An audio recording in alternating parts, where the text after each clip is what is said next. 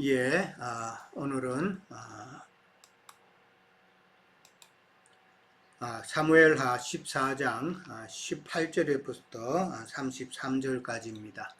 지난주에 우리가 나누었듯이 이제 요압이 다윗의 마음을 알고 도고아에 있는 여인을 불러서 그에게 그로 하여금 참 다윗에게 참 청혼을 하게끔 했죠.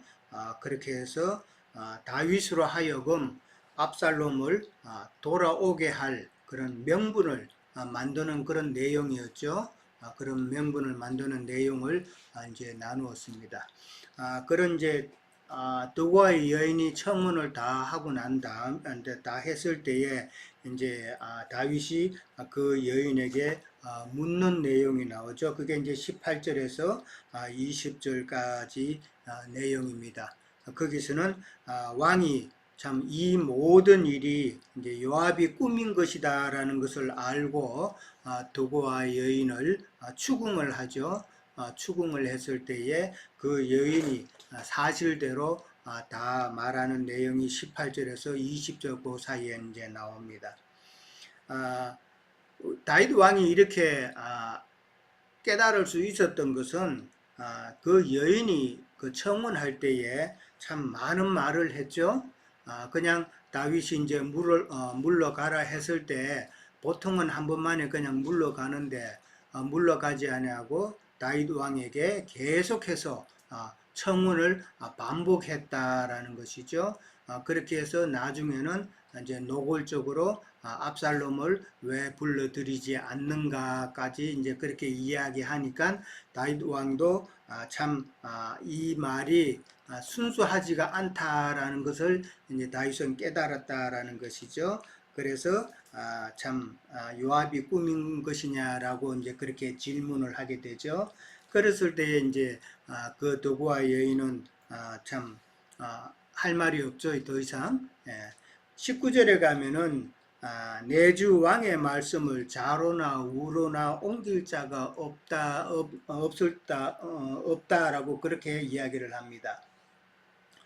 이제 왕의 말은 이제 누가 뭐 이렇다 저렇다 틀렸다 가타부타 할 수가 없다라는 말이죠. 그러니까 여인의 그 의도와 그 다음에 요압이 시킨 것 이런 모든 상황을 지금 정확하게 왕은 지금 판단하고 있다라는 그런 말이죠. 그러니까 도고아 여인의 이 말은 왕의 짐작이 지금 다 맞습니다라고 그렇게 고백하는 말이 되겠죠. 20절에 가면은 이제 요압이 그렇게 한 것은 이 일의 형편을 바꾸려 했다라고 이제 그렇게 이야기를 합니다. 참 그 일의 형편이라는 것은 지금 압살롬이 외가에 가서 망명생활을 하고 있잖아요. 외가에서 망명생활을 하고 있고 그 다음에 이제 사면되지 못하고 있는 상황이니까 그것을 좀 바꾸어서 다시 예루살렘으로 귀국하게 하려고 했다라는 그런 말이 되겠죠.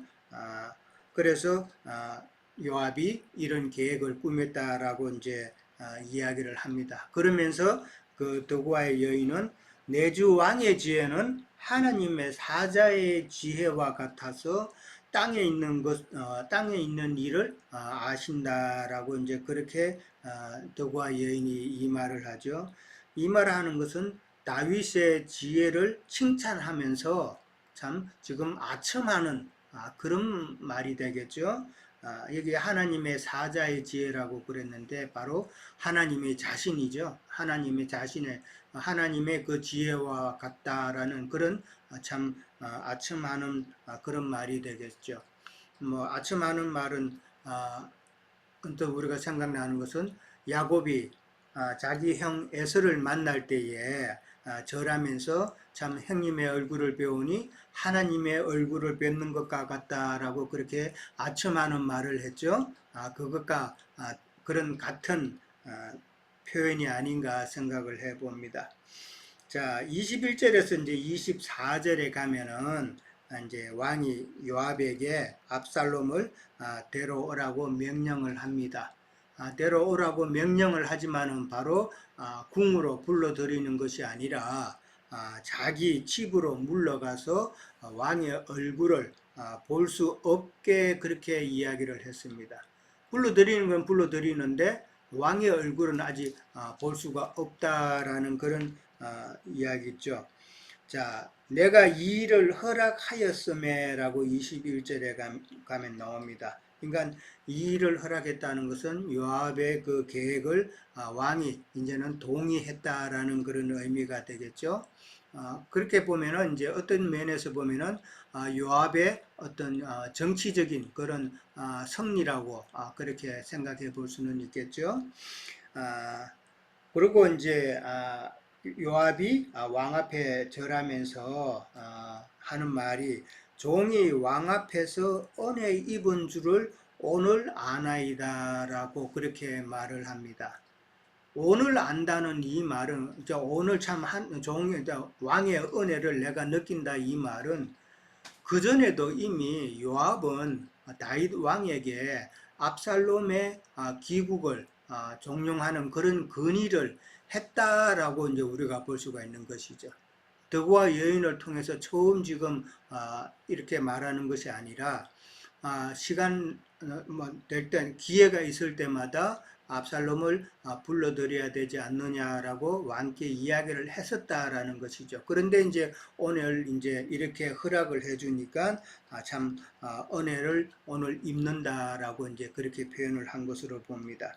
그러나 왕의 얼굴을 보지 못하고 자기 집에 그렇게 머물게 한 것은 왕의 마음이 여전히 편치가 않다라는 이야기죠. 왕의 마음이 이제 아들이 왔는데 왕의 마음이 기쁘다면은 아들을 만나지 못할 이유가 없는 것이죠. 그런데도 다윗 왕은 지금 아들을 자기 집에 그냥 있게 했다라는 그 의미인데 왕의 마음이 아직은 완전히 풀리지 않았다라는 그런 마음이죠. 뭐 자기 집에 묶여 있으면은 그거는 요즘 말로 하면 가택연금 상태죠. 가택연금 상태에서 그냥 머물고 했는데 이 말은 형벌이 아직 끝난 것은 아니다라는 그런 의미가 되겠죠. 그래서 지금 가택에서 머물면서 지금 다윗이 기대했던 것은 거기 있는 동안에 네가 회개할 거 회개하고 용서 구할 거 용서 구하라는 그런 의미가 되겠죠. 참 3년 동안 외가에 가 있었고 그 다음에 가택연금 상태가 오늘 본문에 보면은 2년 동안 이태 동안 있었다고 그렇게 얘기했는데 도합 5년의 기간이잖아요. 참 5년의 기간 동안에 압살롬은 엄청난 고난의 시간을 보내었다라는 것을 우리가 생각해 볼 수가 있죠. 근데 그 5년의 시간은 사실은 고난만의 시간은 아니고 어떻게 보면 기회의 시간이었잖아요. 자기 아버지에게 용서를 구하고 회개를 하는 그런 기회의 시간도 됐는데 그렇게 하지 않았다라는 것이죠. 다윗과 압살롬의 이런 그 불편한 관계는 이제 앞으로 결국은 압살롬의 반역으로 그렇게 연결이 되죠. 그 압살롬의 반역으로 연결되는 것은 칼이 네 집에서 영원히 떠나지 아니한다는 그 징벌이 이제 성취되어 가는 것이라고 보면 되겠죠. 이렇게 다윗과 압살롬의 관계가 불편한 그 원인은 결국은 압살롬이 자기의 의를 내세우기 때문이잖아요. 그러니까 압살롬의 의라는 것은 우리가 잘 아는 대로 자기 누이 다말을 강간했던 암논을 죽인 것이 지금 압살롬에게는 하나도 길티하게 그러니까 죄로 여겨지지 않는 그런 상황이죠. 그런 상황이고 자기는 도리어 그것이 자기의 의로 여기는 그런 이유 때문에 지금 다윗하고의 관계가 참 불편한 것이죠. 그러니까 용서를 구하지 않고 회개하지 않는 그 모습인데 참 이거를 보면서 저는 그런 생각을 해봤습니다. 이게 영적인 의미는 우리가 참 예수 믿는다고 하면서 참 예수 안에 그렇게 들어와서 영의 구속을 받았지만은 영의 구속을 받는다고 해가지고 그게 하나님의 온전한 기쁨이 되는 것은 아니다라는 그런 생각을 해봅니다. 지금 2년 동안에 그렇게 자기 집에서 해야 할 일은 회개하고 하는 것인데 오늘날 우리로 말하자면은 예수 그리스도 안에 들어와서 영의 구원을 받았으면은 혼의 구원을 이루어 가야 그것이 나중에 하나님 앞에 참 기쁨이 되고 하나님과 온전한 관계가 되는데 지금 그렇지 못한 모습을 지금 압살롬은 보여준다. 세상 교계 교인들처럼 그냥 내가 구원받았다고 해가지고 그걸로 다 끝난 줄 알고 자기 마음대로 참 자기의 죄를 무엇이 어떤 신앙생활이 지금 잘못된가 확인도 안 해보고 그냥 지내는 그런 모습과 너무나도 똑같다라는 것이죠. 그런 관계가 계속이 되면은 참 하나님께로부터 온전한 그런 영광의 하나님의 얼굴을 뵙지 못하는 그런 상황이 되는 것 아닌가 그렇게 우리가 영적으로 생각해 볼 수가 있습니다. 그러니까 범죄로 인하여서 외가에 가 있었죠. 그 다음에 용서를 해줬죠. 용서를 해줬지만은 또 2년 동안 감금이 되었고 그러고 난 다음에 또 결국은 반역으로 이어지잖아요. 반역으로 이어지는 것은 죄인이었던 우리가 참 하나님의 용서를 받고 참 은혜로 용서를 받았고 그 다음에 그렇지만은 잘못된 그 신앙생활로 인해서 혼의 구원을 이루어가지 못하고 말씀을 잘못 이해해가지고 그런 잘못된 신앙생활을 하다 보면은 결국은 그 신앙생활이 나중에 하나님을 반역하는 그런 신앙생활이 된다라는 것을 우리는 많이 보지 않습니까? 참 그런 것도 우리가 생각해 봐야 된다. 왕의 얼굴을 볼 수 없게 한다는 말은 참 행벌이죠. 하나님 우리가 믿는다 하면서도 우리의 믿음의 대상이 우리 주님의 얼굴을 뵙지 못한다라는 것은 그건 참 비극이죠.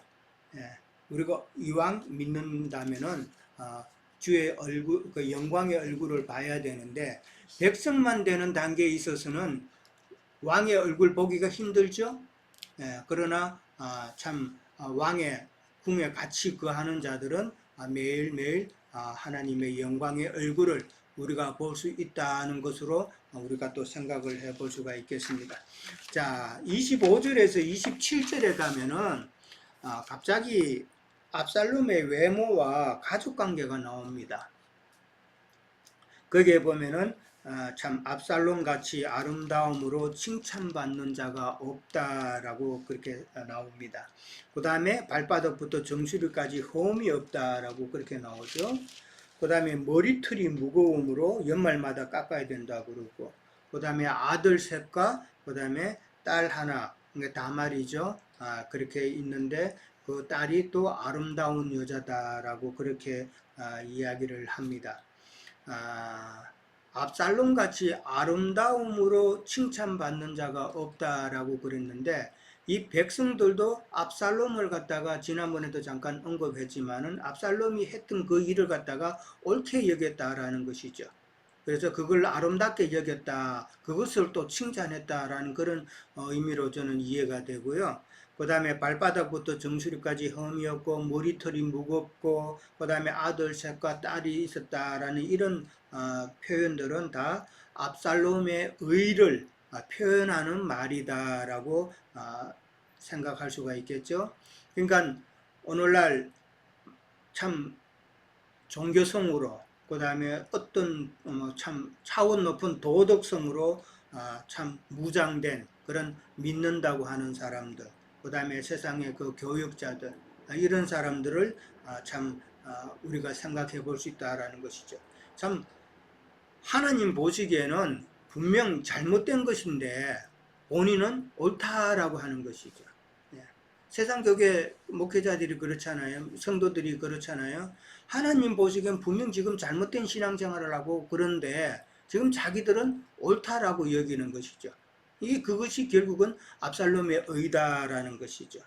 그 압살롬의 의를 갖다가 오늘 성경에서는 참 정수리까지 흠이 없고 그 다음에 머리털이 무겁다고 그랬는데 이 머리털이 무겁다는 말도 좀 특별한 표현이죠.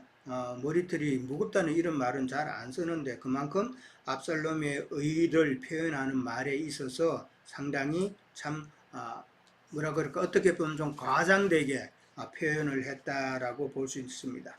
어떤 그 사람의 외적 아름다움이나 그 흠이 없다라는 것은 참 사람의 눈에는 참 보기 좋을 줄 몰라도 하나님의 눈에는 결코 그것이 아름다운 것은 아니다라는 것이죠.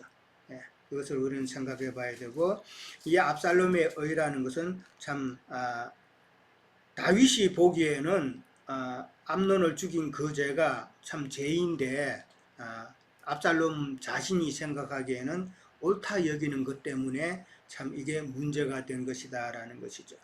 근데 압살롬의 의를 갖다가 이렇게 지금 표현을 한 것은 다윗에게도 이런 의가 있었다라는 것이죠. 그 다윗의 의라는 것은 다윗의 하나님에 의해서 어떤 원수 갚음이 있는 것이 아니라 자기의 분노로 인해서 자기의 결정에 인해서 암몬 자손을 암몬 족속을 쳤죠. 암몬 족속을 치고 그 다음에 그 백성들을 참 무자비하게 그렇게 죽인 그런 내용이 나옵니다. 그런 것이 결국은 다윗도 자기의 의로 지금 생각하고 있기 때문에 어떤 면에서는 압살롬과 다윗의 그 불편한 관계는 하나님과 다윗의 그 불편한 관계를 갖다가 다시 한번 또 보여주고 있는 그런 모습이다라고 생각을 해봅니다. 다윗 같은 경우도 그 암몬 족속의 일을 갖다가 암몬 족속으로부터 다윗이 참 자존심 상하는 일을 겪었죠. 그 장례식 때 사람을 보냈는데 참 무시하는 한운 왕이 다윗의 사신들을 갖다가 창피를 줘서 보냈잖아요. 참 다윗 자신을 갖다 그렇게 창피를 준 것과 마찬가지이기 때문에 다윗은 거기에 엄청난 자존심이 상했기 때문에 자기의 그 분노로 자기의 판단으로 하나님께 맡기지 않고 자기의 분대로 그렇게 처리했던 것이 참 하나님께서는 이야기하고자 한다라는 것이죠. 그 다음에 머리털이 무거움으로 연말마다 깎았다 그랬는데 머리털이 무겁다는 말은 머리털이 많다라는 말이죠. 머리털이 그만큼 많고 그 다음에 또 굵기도 굵겠고 그 다음에 빨리 자라서 참 긴 머리가 되었다라는 그런 의미가 되겠죠. 애나 지금이나 이 머리털은 미의 상징이잖아요.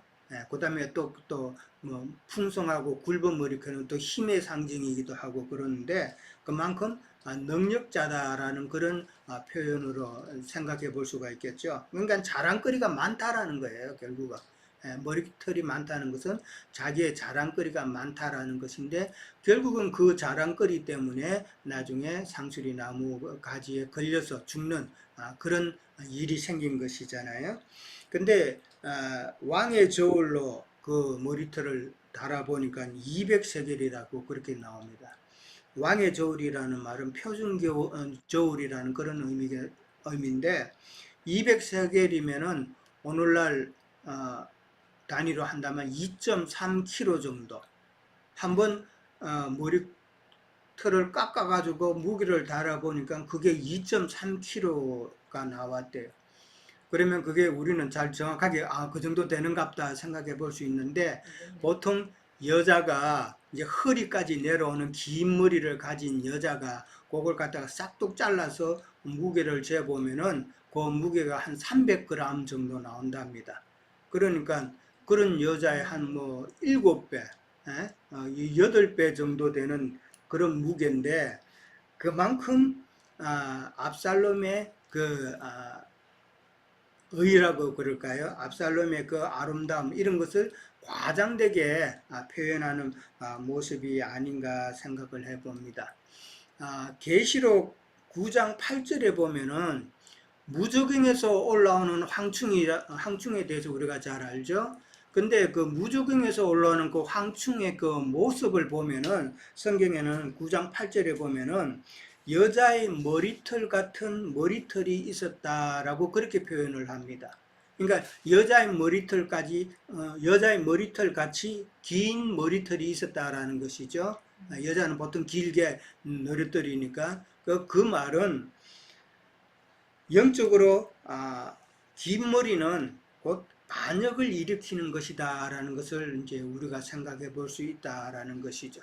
그만큼 세상에 있어서 자랑거리가 많고 그러면은 참 하나님에 대해서는 자꾸 반역을 하는 그러한 모습들이 나타나기가 쉽다라는 것이죠. 그 다음에 이제 세 아들이 나옵니다. 세 아들이 있고 딸 하나가 있는데, 근데 사무엘하 18장 18절에 보면은 압살롬이 자기 이름을 전할 아들이 없음을 한탄했다라는 내용이 나오죠. 그래서 자기 이름으로 비석을 세웠다라고 이제 그런 말이 나오는데, 이 말로 봐서는 하나님께서 일찍 그 반역하는 자 압살롬의 그 대를 끊으셨다라고 우리가 생각해 볼 수가 있죠. 반역의 그 자손들은 계속 이어질 수는 없는 것이 성경이니까요. 그 다음에 딸 다말이 나오는데, 참 다말이라는 이름은 압살롬의 누이 이름도 다말이었잖아요. 그런데 자기 딸 이름도 또 이렇게 다말이라고 지었다라는 것은 참 자기 그 누이의 일을 잊지 않겠다라는 그런 의미도 우리가 생각해 볼 수가 있는 것이죠. 그러니까 이 다말이라는 그 딸은 나중에 압살롬도 죽고 자기의 그 오라분 이제 아들들도 이제 다 죽고 이랬으니까 자기 이제 어머니하고 둘이서만 살아야 되는 그런 비극적인 모습을 생각해 볼 수가 있겠죠. 그 다음에 이제 28절부터 33절 마지막까지 가면은 이제 압살롬이 2년 동안 가택 연금 상태에서 상당히 이제 한계점에 다다른 그런 느낌을 이제 보게 됩니다. 압살롬이 이제 요압을 두 번이나 호출합니다. 두 번이나 호출하는 이 목적은 자기를 왕 앞에 갈 수 있도록 해달라고 요청을 하기 위해서 두 번이나 요압을 불렀는데 요압이 안 갔죠.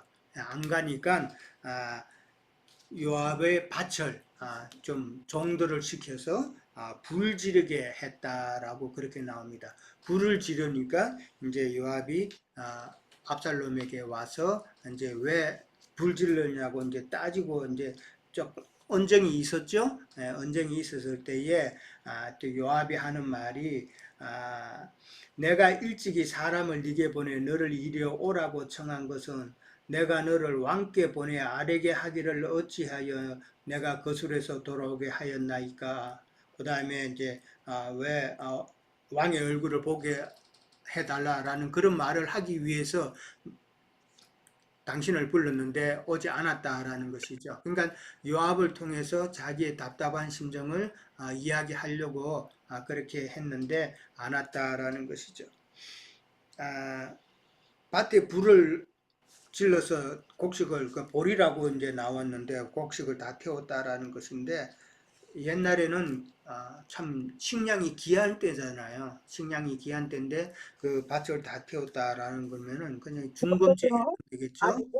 그만큼 중범죄에 해당되는 것인데 그것을 저질렀다. 이 밭을 불사른 그 불이라는 것은 그만큼 압살롬의 그 내면의 불을 상징하고 있다라고 저는 또 보고요. 그 내면의 불이 지금 엄청났다라는 것이죠.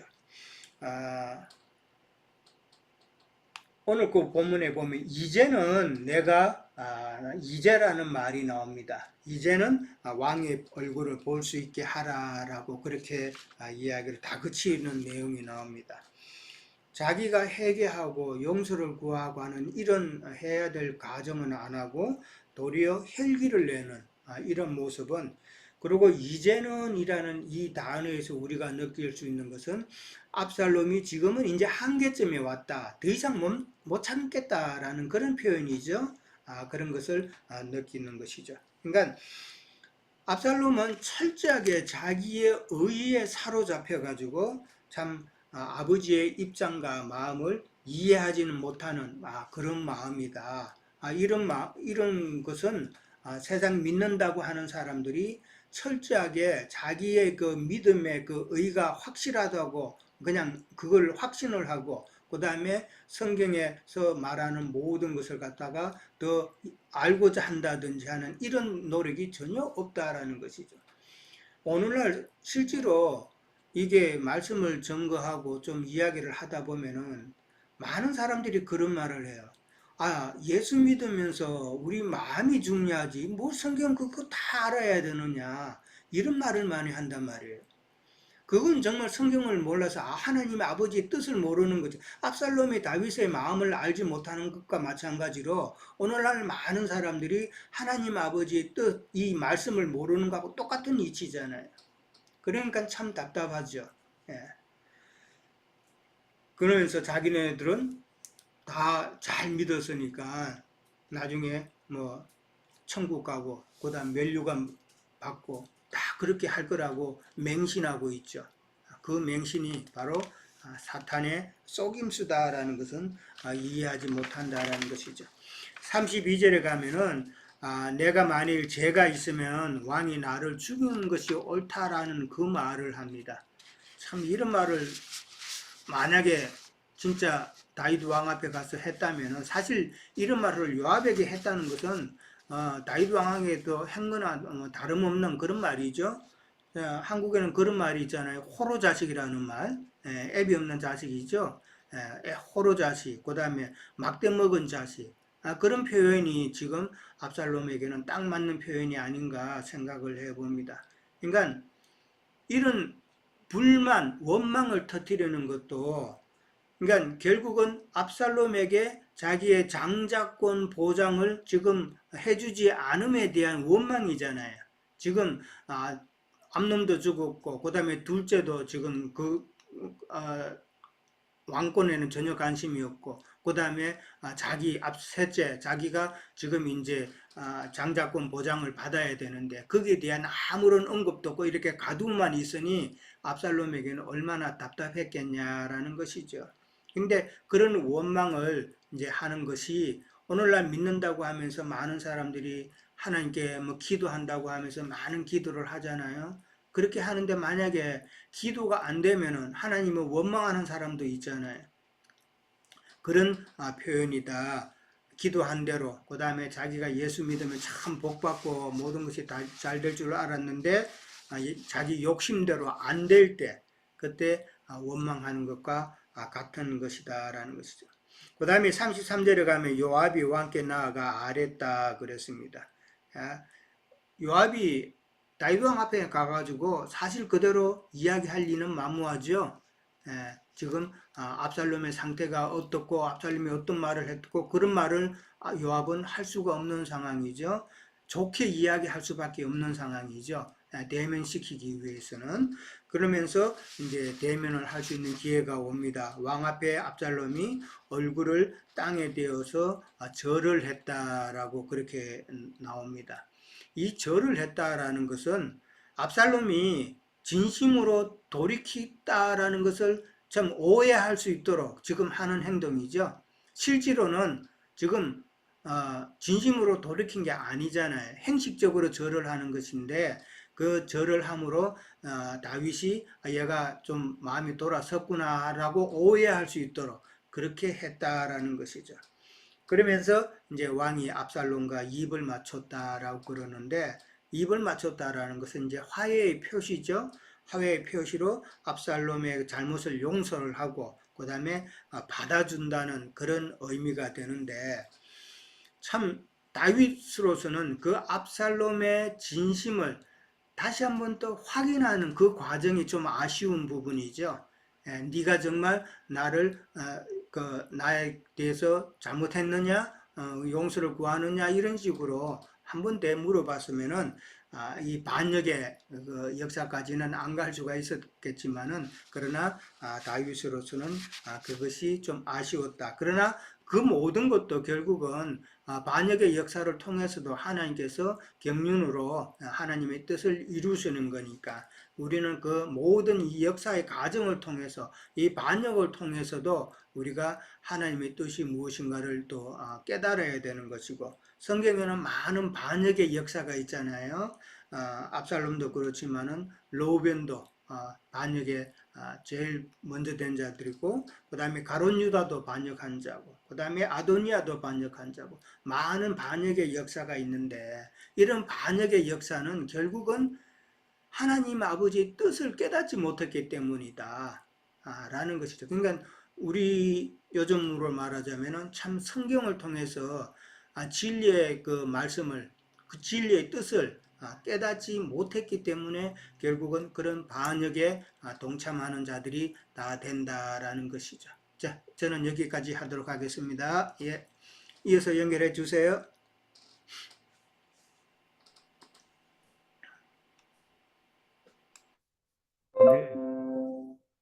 네, 형제님 증거를 들으면서 참 많은 은혜가 됩니다. 저도 사무엘하 13장, 14장 이렇게 읽으면서 사람의 그 천연적인 그런 속셈 안에는 어, 요압과 압살롬의 그런 성분들이 참 있음을 이렇게 다시 한번 이렇게 한번 살펴봅니다. 에, 다윗의 아들인 압살롬과 그 수장인 요압이 이렇게 큰 은혜로 이렇게 정말 주님 앞에 부르심 안에서 있는 자들인데 어찌 이렇게 다른 길을 가고 그 마음에 이렇게 그 악함이 예, 발현이 돼서 이렇게 실현되는 것을 보면은 우리 신앙 여정에도 많은 수의 사람들이 부르심 받고 뭐 택하심을 받은 자들 중에도 마귀의 시험이 꼭 끼니 있다는 것이죠. 우리 신앙 여정에는. 그래서 늘 신앙의 그 경고를 늘 이렇게 성경에서는 말씀에서는 찾아보는데 저도 그래서 다윗의 그 지혜라고 이렇게 나오죠. 지혜를 보니까 뭐 다윗은 스스로 지혜가 아니죠. 주님이 주신 그 지혜를 가진 자의 표본이고 주님에 대한 그 모형인데 우리가 그 지혜를 가진 자들의 그 지혜가 오히려 그게 독이 돼서 이렇게 작동하는 것을 많이 보죠. 뭐 요압과 압살롬도 같은 거죠. 서로 이렇게 그 술수를 부리는 거 보면 압살롬도 요압을 통해서 먼저 와서 좀 자기를 이렇게 숙여서 하기를 바라고 요압도 압살롬이 자기에게 와서 이렇게 먼저 어떤 자기의 아쉬움을 구하게 하는 그런 장면들이 이렇게 연출되는 것 같습니다. 보면 서로 그래서 결국은 이제 압살롬이 더그 밭에 불을 지르는 그런 모양으로 이렇게 와서 자기 모든 것을 이루어가는 그런 것을 보는데 이 지혜 사람의 지혜라는 게 뭐 고린도전서에도 있죠. 내가 지혜 있는 자들의 지혜를 멸하고 충명한 자들의 충명을 폐하리라. 이렇게 지혜 있는 자가 어디 있느냐? 이제 20절에 보면 선비가 어디 있느냐? 이 시대의 변사가 어디 있느냐? 하나님으로부터 오지 않은 것들은 인간에게서 나온 것들은 다 위익하다는 것이죠. 그래서 이 지혜에 대한 우리가 해볼 수 있는 것이 이제 다니엘이죠. 다니엘이 지혜자인데 하나님의 지혜를 받았는데 제가 한번 그 다니엘서를 읽을 때 이게 기억이 나서 한번 살펴보겠습니다. 다니엘은 뭐 우리 형제님도 얘기했듯이 그 느부갓네살의 그 꿈을 해석하라는 게 아니라 무슨 꿈을 꿨느냐부터 알아서 맞춰서 해석까지 해라 하는 그런 질문을 준 사람인데 많은 사람들이 어떤 상황을 보고서 이렇게 해석을 하라고 하면 그걸 예측해서 이렇게 해석을 내놓을 수가 있는데 이 많은 그 다니엘의 그 밑에 있는 다니엘과 있는 사람들 말고 그 당시에 느부갓네살 안에서도 술사들이나 그 많은 그 음? 지혜자들이 많이 있는데도 그걸 못 맞추는 거죠. 그래서 다니엘이 이제 그 와서 많은 사람들의 죽음을 피하기 위해서 이렇게 해석을 해주는데 2장 30절입니다. 제가 한번 읽어보겠습니다. 내게 이 은밀한 것을 나타내심은 내 지혜가 모든 사람보다 낮기 때문이 아니라 오직 그 해석을 왕에게 알려서 왕이 마음으로 생각하던 것을 왕에게 알려주려 하십니다. 여기서 보면은 중요한 저는 이제 대목으로 보는데 내 지혜라고 해요. 다니엘의 지혜가 모든 사람보다 나은 게 아니라 하나님이 주시는 것으로 했다는 거죠. 여기에서 저는 이 다니엘의 자세를 보게 됩니다. 우리가 신앙할 때 어떤 훌륭한 뭐 해석을 할 수 있고 성경을 통해서 증거를 할 수도 있지만 그것은 결국은 주님이 주시는 것이라는 것이죠. 주님의 임재가 없이 나오는 지혜와 이상들은 결국은 자기 영광을 찾게 되는 그런 그 우가 돼서 오히려 독이 되는 그런 상황이 되는 거죠. 오늘날의 각종 이단들이 정말 그 성경 해석이 어떤 부분에서는 참 훌륭합니다. 보면은. 근데 그 지혜를 가지고 자기 영광을 찾고 자기의 어떤 종교단체의 유익을 찾고자 해서 사역자의 명예를 높이는데 이렇게 쓰는 것이죠. 그래서 많은 뭐 그래도 세상 교육의 그래도 유명한 증거자들 중에는 대언자라는 것을 꼭 얘기를 하죠. 그 대언자의 자세라는 것은 하나님이 주신 말씀을 그대로 대언해서 진리를 그대로 증거하고 전달자로서의 사명인 것이지 그 말씀을 가지고 자기가 영광을 받고 자기 위치를 확보하는 이런 용도로 쓴다는 것은 오늘날 우리 사역자들에게는 다시 한번 깊이 새겨야 볼 일이라고 봅니다. 압살롬과 요압도 마찬가지죠. 결국은 자기의 그런 여러 가지 그 하나님으로부터 온 여러 가지 그런 지혜와 현명함이 오히려 이 사람의 지혜와 자기를 높이고 자기의 또 오히려 망하게 하는 것으로 이게 작동이 된다는 게 참 우리가 성경을 읽을 때 이것들이 우리에게 참 시사하는 바가 크다고 봅니다. 그래서 뭐 우리 형제님 많이 증거해 줬지만 요압도 보면은 다윗을 오히려 축복을 해줘요. 축복을 받을 자가 다윗 왕에게 축복을 가서 구하고 받아야 된다는데 여기에서 보면 오히려 다윗 왕을 축복을 해줍니다. 본인이 요압이. 아까 우리 저 유형제님도 그 압살롬도 얘기를 했는데 압살롬은 사실은 그동안 반성하고 다윗 왕께 정말 아들로서의 이런 그 체면을 모든 것을 이치를 실각한 것에 대한 통렬한 회개와 그런 것이 있어야 되는데 회개가 없다는 거죠. 심중에 진정한 회개가 없다는 거죠. 그래서 저는 이제 가끔 그 성령으로 거듭난 자들이라는 말을 우리 세상에서도 많이 쓰는데 거듭난다는 뜻은 우리가 한 번에 거듭나는 그런 과정의 영의 구속도 있지만 온전함을 추구하는 데서는 거듭이라는 건 계속을 말하는 것이잖아요. 성령이 임재 안에 계속을 추구하는 그런 뜻이라고 저는 이해를 하고 있어요. 그건 일회성이 아니라는 거죠. 우리가 진리를 추구할 때 계속 나의 생명을 다하는 날까지 말씀 안에서 우리가 진리들을 찾아가고 거듭 주님의 임재 안에서 우리가 신앙하고 주님을 찾는 진리의 말씀들을 찾는 그런 여정이라고 봅니다.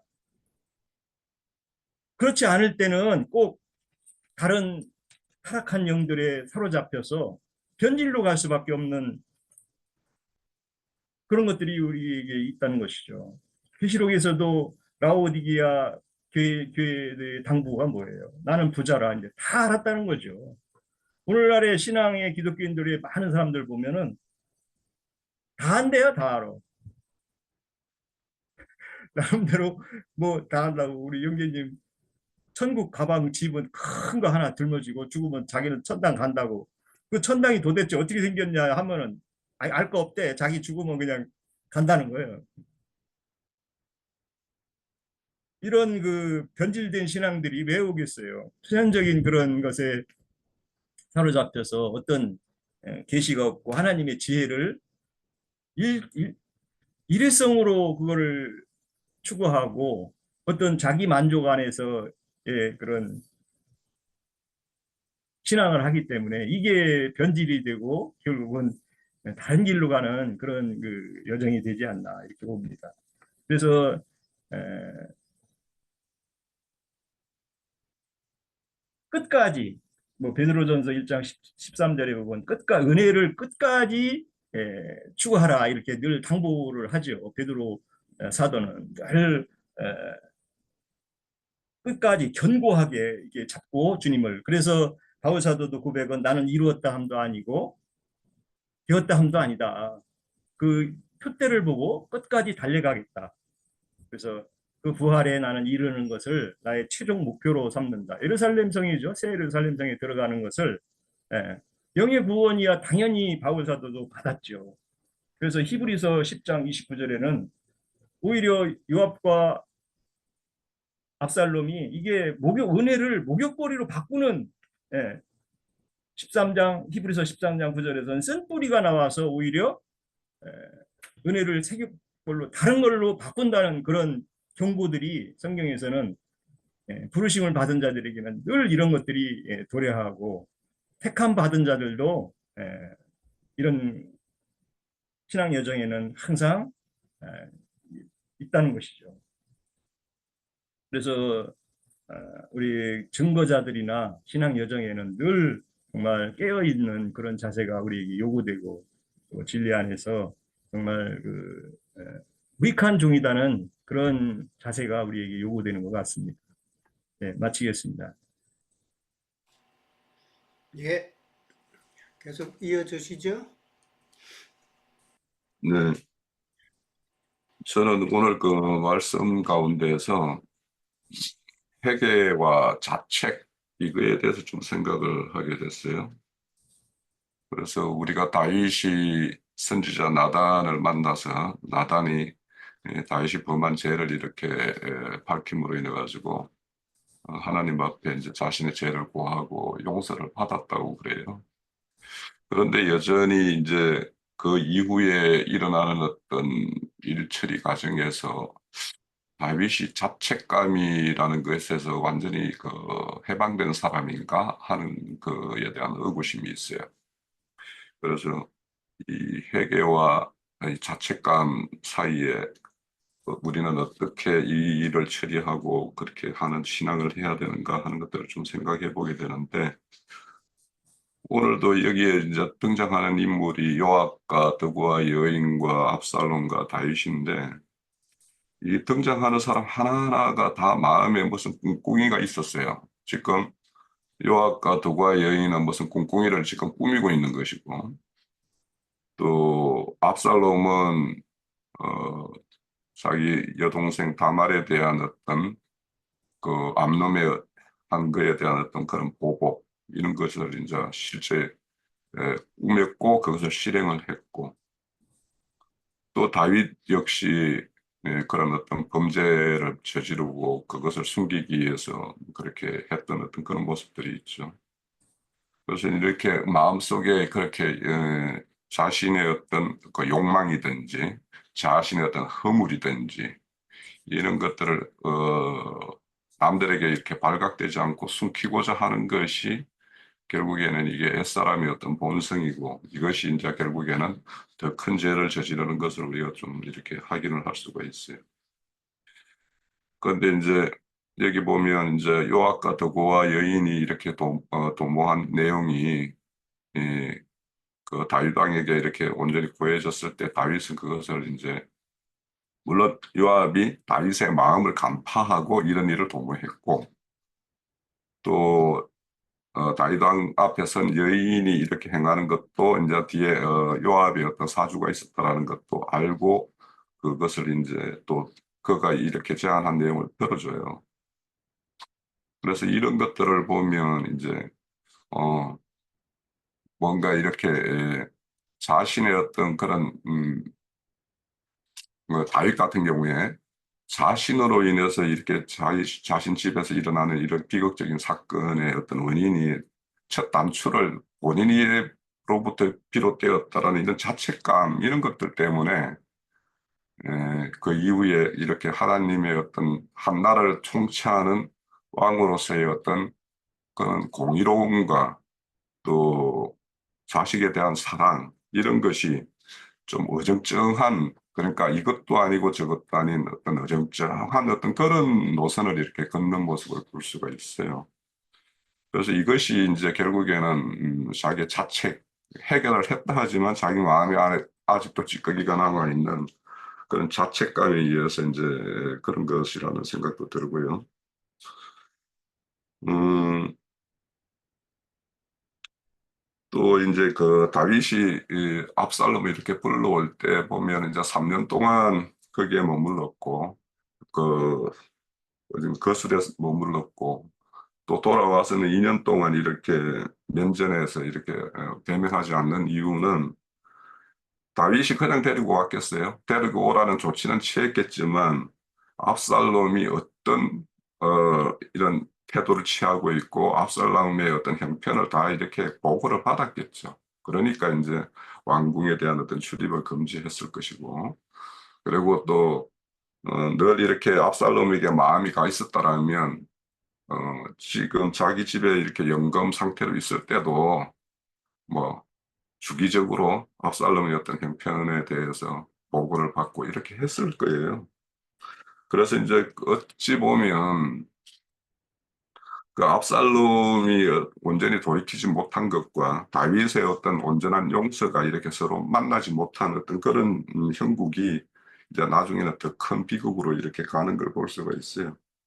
그래서 이렇게 온전한 돌이킴과 온전한 용서가 이렇게 인간 사회에서 쉽지만은 않다라는 것도 이제 좀 배우게 되고 이것이 잘못 처리가 되면 결국에는 더 큰 미움과 반감만 사서 더 큰 화를 이렇게 불러오는 이런 것들이 이제 이렇게 우리가 뒤로 이제 이어지는 말씀에서 볼 수 있을 것 같은데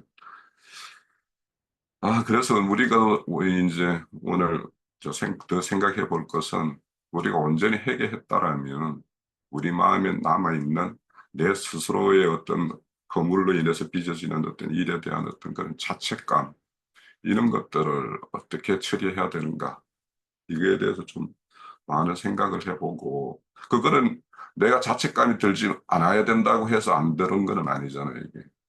그러니까 이게 어째 보면 내가 하나님과의 관계에서의 어떤 그런 어떤 온전함하고 온전한 회복과 이렇게 밀접한 관련이 있을 것 같은데 그러니까 다윗이 이렇게 해결을 했다고 하고 하나님의 용서를 받았다고 하지만 그런 자책감이 남아 있다라는 것은 또 이것도 하나의 우리가 혼의 구원이라는 측면에서 이 자책이라는 것들도 우리가 다뤄볼 어떤 그런 주제인 것 같다라는 생각이 들고요.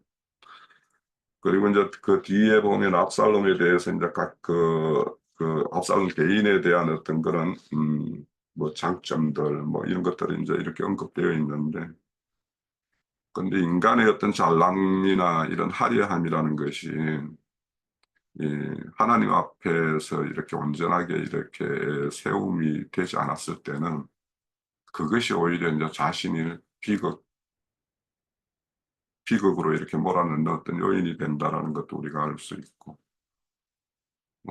결국에는 사람이라는 것이 가장 어리숙한 것은요, 사실은 옛사람이 자기를 주장해서, 스스로를 이렇게, 그런 어떤, 어둠 가운데로 이렇게 묶어두는 어떤 그런 역할을 많이 하는 걸 볼 수가 있어요. 그래서 우리가 왜 옛사람을 처리해야 되는가 하는 것은 결국에는 옛사람 처리한 만큼 내가 빛 가운데 자유 한가운데 또 남들에게는 간용과 용서 또 사랑 이런 것이 이렇게 펼쳐나가는 것과 이렇게 밀접한 관련이 있겠다라는 생각을 했습니다.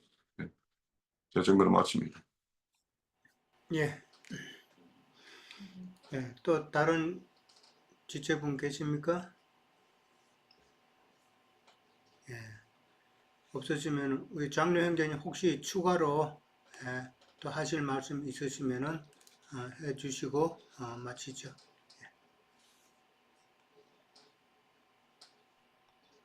뭐 먼저 저기 양양 특별집회 날짜를 나 잊어먹어서 그랬는데 10월 18일부터 20일까지네 찾아보니까.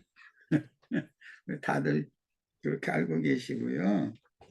오늘 말씀에 대해서는 뭐 형제님들 생각과 나도 비슷한데 요압의 그 세상 지혜와 세상 지식을 통한 처세술을 생각을 먼저 해보게 됐어요.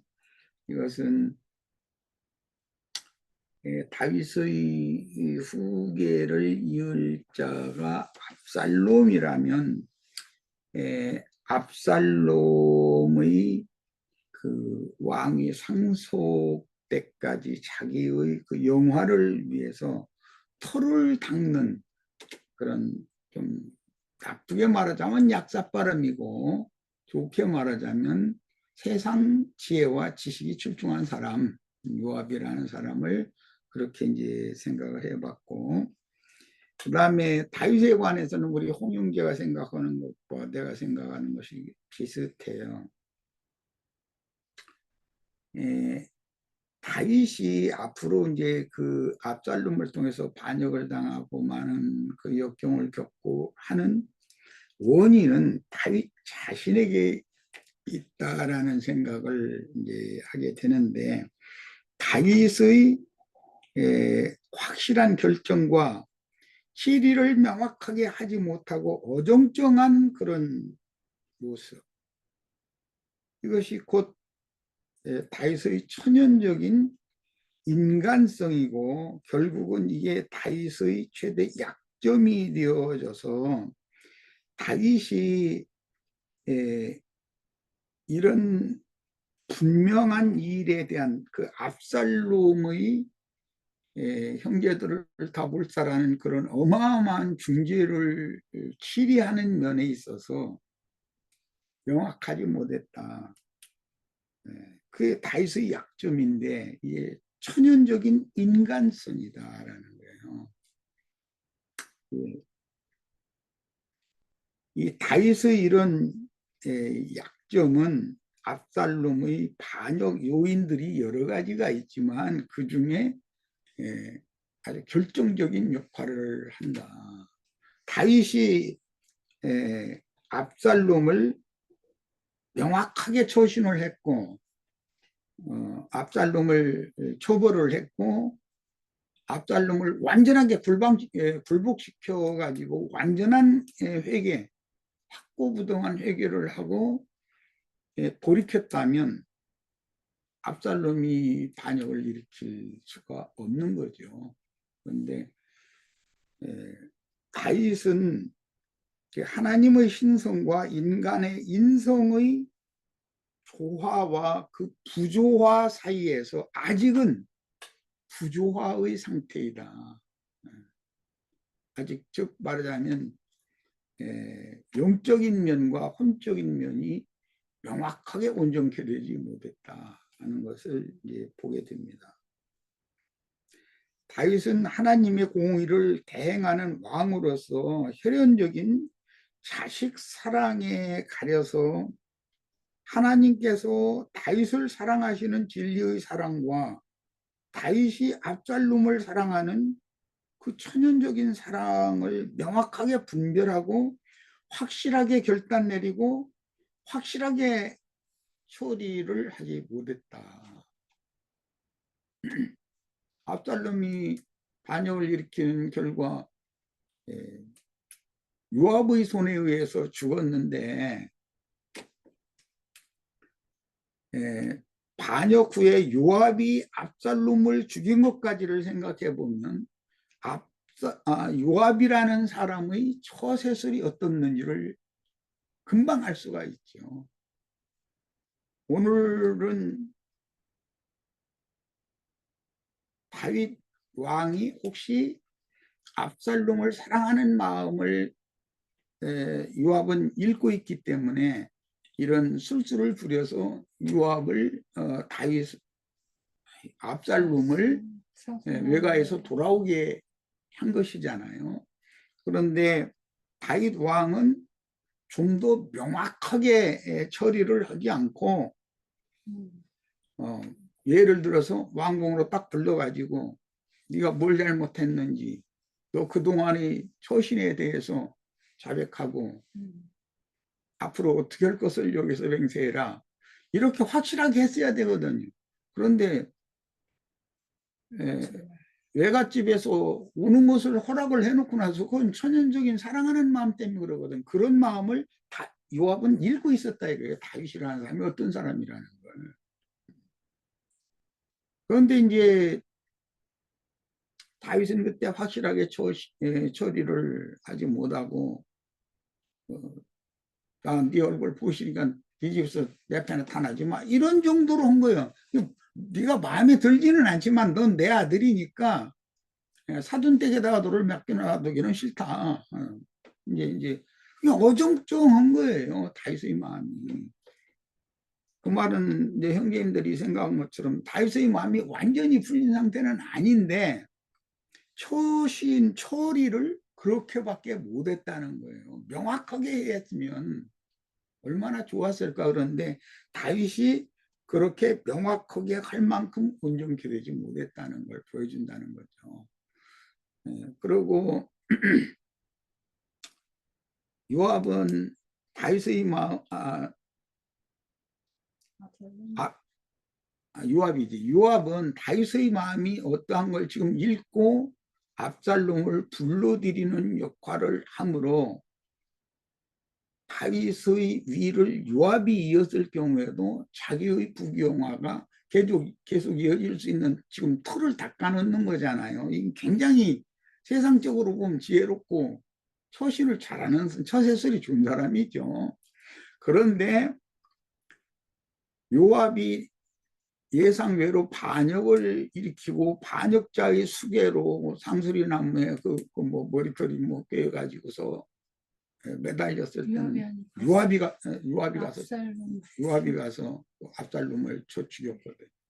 그러면 그 사람을 압살롬을 이번처럼 살려준다면 왕이 이번에는 자기를 용서하지 않을 거라는 걸 다 알고 있었기 때문에 왕명을 어기고도 압살롬을 죽여야만 자기가 살아남는다라는 걸 요압은 알고 있었거든요. 그만큼 이 사람은 처세술에 능한 사람이에요. 오늘날 우리나라에도 내가 가만히 보면 아무개라는 사람이 아주 굉장히 좀 얄팍한 처세술에 아주 능한 사람이더만. 그런데 그런 사람들의 끝은 좋지 못해. 정직하고 뭔가를 확고부동하게 처리하고 확실하게 처리를 하는 사람이라야지 적당이라는 말을 참 많이 참 오해하기도 쉽고 그런데 그렇게 처세술을 그렇게 능수능란하게 하는 사람은 자기 대에 엄한 심판이 안 오면 다음 때라도 반드시 심판이 와요. 나는 그것을 인생사에서 많은 경우에 배운 것이 있습니다.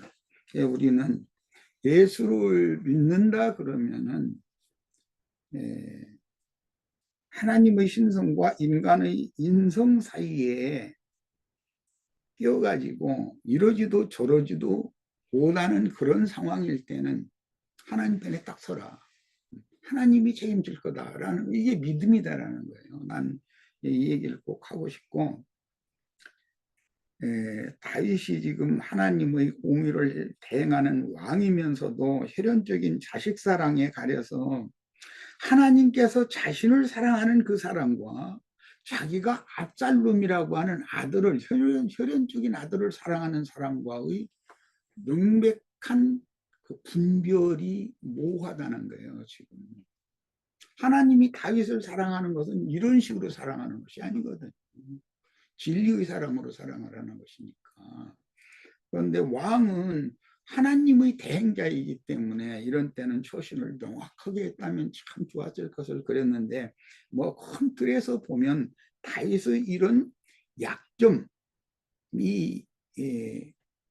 다윗의 마지막 날까지 함께 하기 때문에 성경에 보면 맨 나중에 멸망받을 원수는 사망이다 그랬는데 그 사망은 육신의 생각을 말하는 거예요. 다윗의 육신의 생각은 죽는 날까지 가져간다는 것이죠. 이게 인간이 다 할 수 없다. 나도 지금은 말을 이렇게 하지만 내가 그때 당시의 다윗이라면 나도 다윗과 같이 처신했을 가능성이 너무 많다. 사랑하는 자식을 너무 냉정하게 할 수도 없는 일이잖아요. 마음에서는 뭐 생명으로 결탁된 생명관계인데 자식이라는 것은. 그런데 그 생각이 앞에 있지 하나님이 나를 사랑하시는 사람과 같이 나도 자식을 그렇게 대해야 된다. 여기까지 깨달아서 그렇게 처신을 한다면 뭐 신의 경지에 이런 사람이죠. 이 세상에 살 필요가 없죠. 완전히 이런 사람인데. 그래서 이제 그런 것을 나는 생각을 해봤습니다. 어쨌든 인간은 다 어떤 사람이라도 다일 것 같은 전 약점을 다 죽는 날까지 지니고 있다. 그게 맨 나중에 멸망받을 원수는 사망이다 그랬나요? 그 사망이라는 게 육신의 생각인 것이거든요. 이런 것을 생각해 봤습니다. 그러나 우리 지체들한테는 다윗처럼 하라는 게 아니라 좀 하나님이 다윗을 사랑하시는 것처럼 치리하실 때는 엄격하게 치리하고 칭찬해주고 세워주실 때는 또 칭찬하고 세워주시고 이걸 확고부동하고 확실하게 해야 되는데 이런 상황에 처해지면 그게 쉽지가 않기는 않다. 그런 걸 생각해 봤습니다. 예, 마칩니다. 예, 감사합니다. 자, 이제 그러면 오늘은 여기까지 하도록 하고요. 다음번에는 이제 15장으로 넘어가죠. 15장 한 18절까지 할까 생각을 합니다. 일단 뭐 저도 준비해봐야 알겠지만은 그렇게 알고 계시고요. 자, 이 더운 여름 날씨 건강 조심하시고요. 한국은 중복이 지났죠? 몰라요. 뭐 네, 어제가 중복입니다. 어제가 중복이에요? 예, 네. 뉴스 들은 것 같아요. 예. 자, 다 건강들 하시고요. 다음 주에 뵙겠습니다. 예.